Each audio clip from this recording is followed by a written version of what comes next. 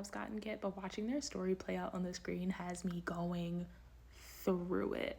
I think the Heated Rivalry TV show is doing a really fabulous job at building up the tension that exists in Scott and Kip's relationship, and it's doing a great job of showing us just how much Scott stands to, or what Scott thinks he might lose by coming out.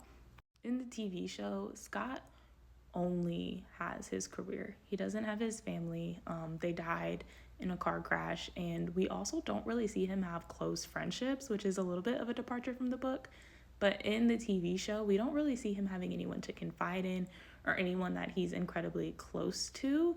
His career is really all that he has. Whereas Kip is his foil. While Kip's professional life isn't quite up to par, he's still trying to get his career off the ground and get a job in art history or at a museum, but he's currently working like these service industry gig jobs.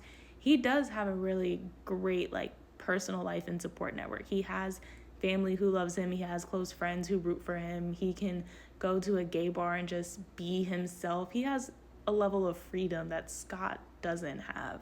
And one scene that really stood out to me from episode 3 is a scene where Kip is celebrating his birthday and he's at this gay bar. He's with his friends. He's surrounded by love, and Scott is apart from that. He's outside alone in the dark. That scene, I think, did such a great job of showing everything that Scott stands to gain by coming out and being able to like live his truth, but it also shows what he might lose. He might lose his career, because if I'm getting the timeline correct, I think this is all happening in 2016 or 2017. So at this point in time, gay marriage has only been legal in the US for maybe 1 or 2 years. Like during this era, it was considered an acceptable and reasonable position for you to have, where you could say things like, well, if we let gay people get married, people are going to want to marry their dogs. Like that was considered like a normal political opinion for people to have. So it's not entirely unreasonable for Scott to think that he could lose his career by coming out, especially in a sport as hyper-masculine as hockey.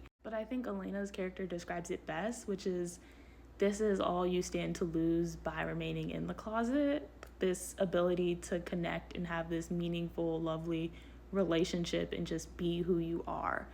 And now that Scott, by the end of the episode, is realizing all that he stands to lose, I'm really excited to see how the rest of their relationship plays out and see where they go forward from here.